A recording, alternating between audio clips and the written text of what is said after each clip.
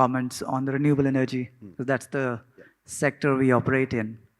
And as Abhishek mentioned, that there is so much demand and so much potential. Whatever we do is not enough. The government has set a target of 500 gigawatts of non-fossil energy by end of the decade. That itself will not be enough for us to meet the net zero targets. I still believe that it is a dream worth pursuing, but when we look at the reality, it is still an uphill task. The uphill task also presents opportunities for people to innovate. Last year, we did about 23 gigawatts of renewable energy in the country.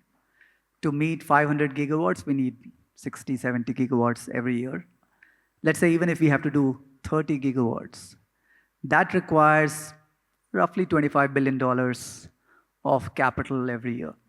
So in terms of the potential to deploy capital in the country is tremendous. And this I'm talking about baseline, very conservative numbers. If we look at real potential, it could be several multiples of that. The country also presents a very, very mature ecosystem now, which has been developed over the last 10, 15 years. If you talk to anyone 10 years back, what is the biggest risk you see investing into India Power or renewables? They would say offtake risk. Their ultimate offtake was to a distribution company, which was state-owned, and many of those, if not all, were technically bankrupt. So what the Indian central government did about 10, 12 years back to set up SECI, where there was credit enhancement provided, at least on the offtake side, where central government-owned offtaker will buy power.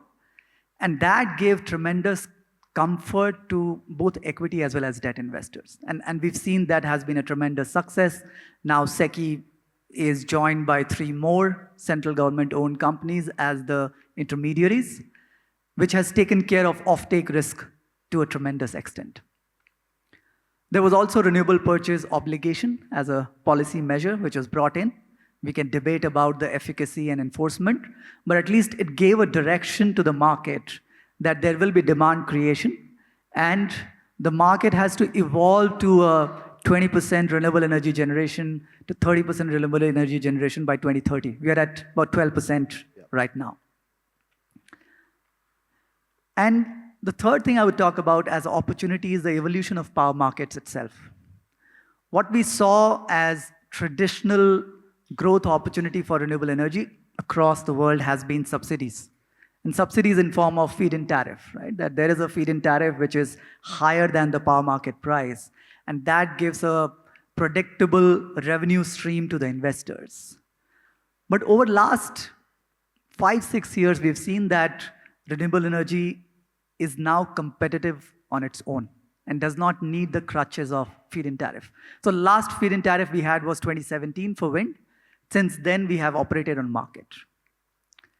Now, operating on market has also been driven through these central auctions where there are 25-year long power purchase agreements. Again, very, very long contracts signed by the off-takers, which presents absolutely a risk reduction to the investors, but creates a problem for the buyer because they are now contracting a fixed price for any power they purchase for 25 years.